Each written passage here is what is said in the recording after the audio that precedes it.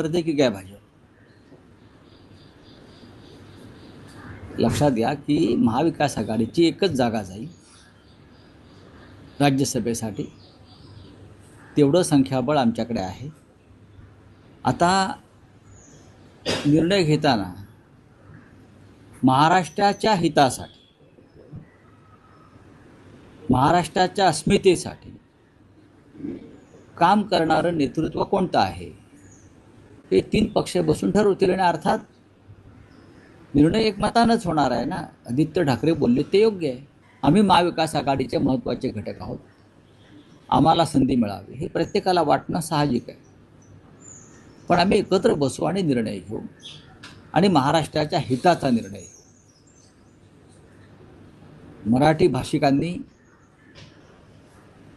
संसदेमध्ये जाऊन महाराष्ट्राचे प्रश्न मांडावे यासाठी आम्ही तिथे जातो सगळे.